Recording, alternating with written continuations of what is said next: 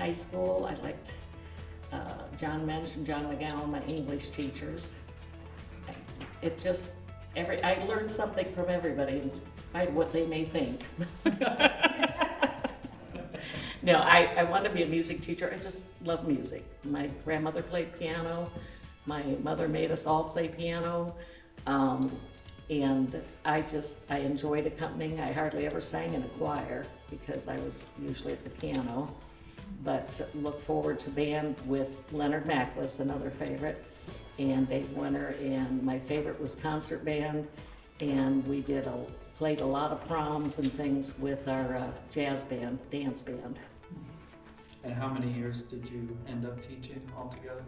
35 or 34 technically. I substituted a lot.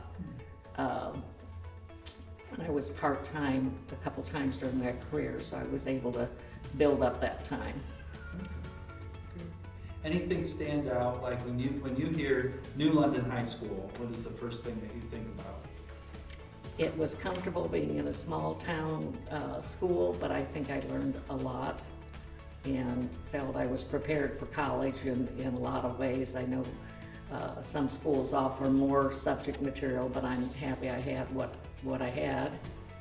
And I liked being able to be a townie once in a while when my grandmother lived just off Main Street and could go home for lunch and stay in town and play with some of the town kids. And then we'd walk out to our house next door to Gene Myers. So. Tell them about our 10th year reunion. Yes, the 10th year reunion.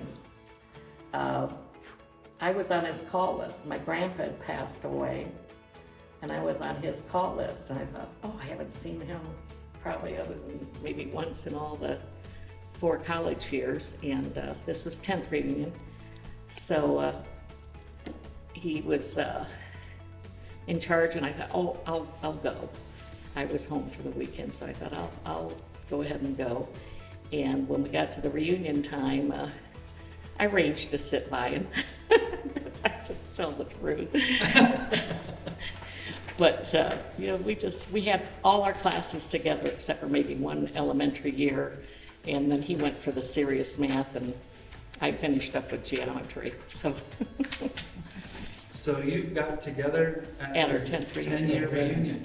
Really communicated at all until the 10th year reunion. Wow. High school, were you friends? Happened, Oh, yeah, we were on the yearbook together and band as long as you were in band. We both graduated in '67. Yeah.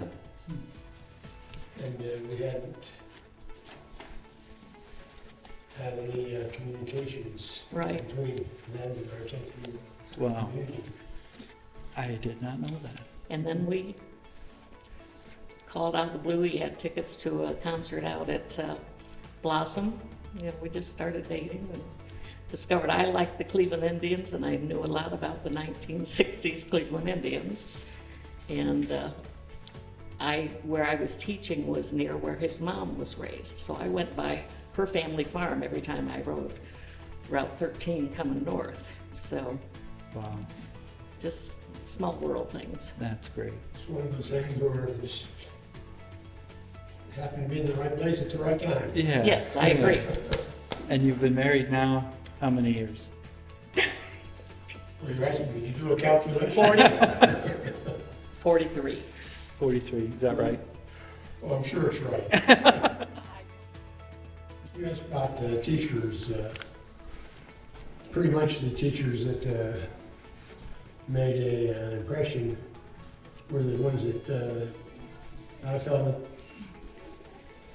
were good math students.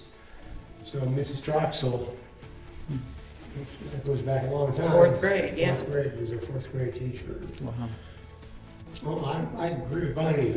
John Mensch, Wow. he was like having to me, he was like having a extra guidance counselor. Yeah, a mentor. People He that just, had things they wanted to share with someone. Maybe they were having a bad day or something, and you could feel comfortable going and talking to him and Have you always been a whiz at math? You know you're called the genius, right? In many, many decades of teaching, you're all known as the genius. So was it always that way, or does it just come naturally? I'd say he was probably one of the top math students in the whole class. Yeah. Good. And math just came easy to me, and I tried to be a good role model and help him in any way I could Yeah. to enjoy math. And one of the things I would do at the end of the year was I would ask the students to write down in the book they turned in what they expected to be doing in 4 years. It was amazing how many people, how many students went on and fulfilled what they thought they would be doing after 4 years. That's great. That's great. I do have to say one thing about his quiet voice. It's quiet at home, but the first time I ever heard him holler on the basketball floor. It was Only Toledo. or Jiminy Christmas, but it was the most unused yelling voice that it didn't have a good sound. It's just, and it was like, I thought, because I hurry home on Friday nights to try to get there in time for at least part of the JV game, and it's like, I couldn't believe it was his voice. It was, but I didn't even realize that was something that the kids found rather amusing. Oh, yeah. your wife to be thought it was amusing too. Someone came up to me and said, Mr. Gregory, where did Holy Toledo come from? I told him it was just part of my normal vocabulary. Not just because I taught math. I always felt that we had a very strong math department, and all the teachers in the math department were good teachers and outstanding teachers. Our algebra 1, as part of the curriculum in 8th grade, we were one of the first county schools to do that. We started AP calculus. We were one of the first schools in the county to do that. And, I just felt that we had a good student body to work with. Students were not afraid to ask questions. And we had a good time, but not too good a time.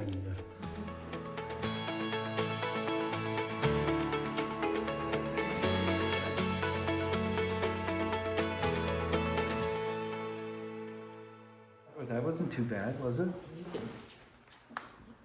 Well, we'll chop a little bit. Yeah, Jeremy's. I mean, chopped all the time. That's just, I know why he does it, put his hearing aid